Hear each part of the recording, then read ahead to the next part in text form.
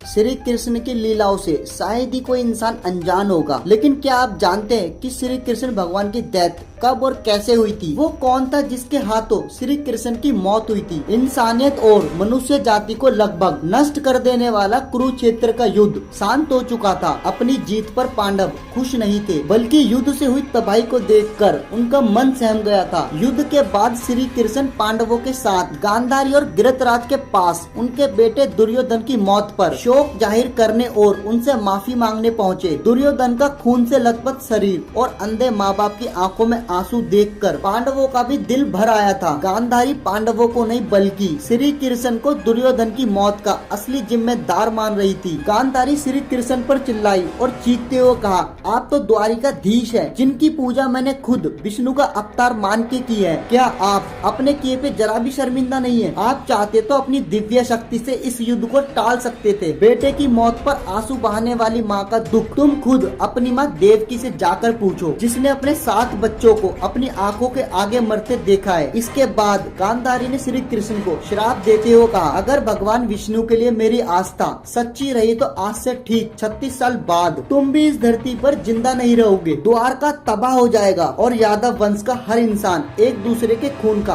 प्यासा हो जाएगा। ये कहकर गांधारी श्री कृष्ण के चरणों पे गिर गई और रोने लगी। श्री कृष्ण ने चेहरे पर हल्की सी मुस्कान लिए गांधारी को उठाया और कहा, माते, आपके श्राप का असर एक दिन जरूर होगा, लेकिन ये सिर्फ मेरे लिए आपकी सच्ची श्रद्धा की वजह से नहीं बल्कि बदलते समय की वजह से भी होगा। कहते हैं कि गांधारी का यही श्राप यादव वंश के विनाश और भगवान श्री कृष्ण का मौत का कारण बना। कई साल बीतने के बाद श्री कृष्ण के पुत्र सांबा गर्भवती स्त्री का भेष धारण करके ऋषि मुनियों से मिलने गए। ये देखकर ऋषि मुनि भड़क गए और उन्होंने सांबा को श्राप दिया कि तुम एक ऐसे लोहे की तीर को जन्म दोगे जो तुम्हारे कुल साम्राज्य का सर्वनाश कर देगा। इससे सांबा बहुत डर गए और उन्होंने इस पूरी घटना के बारे में उग्रसेन को बताया। सांबा को इस श्राप से बचाने के लिए उग्रसेन ने कहा कि तुम एक तीर का चूर्ण बनाकर उसे प्रभास नदी में बहा दो। ऐसा करने से तुम श्राप मुक्त हो जाओगे। जिस इलाके में इस चूर्ण को जमा किया गया था वहाँ एक खास तरह की घास उग गई। ये देखकर उग्रसेन ने कहा कि यादव राज्य में किसी भी प्रकार के नशीले पदार्थों का उत्पादन और वितरण नहीं किया जाएगा। इसके बाद द्वारका में कुछ बेहद अशुभ संकेत देखे गए, जिसमें सुदर्शन चक्र, श्री कृष्ण का शंख, उनका रथ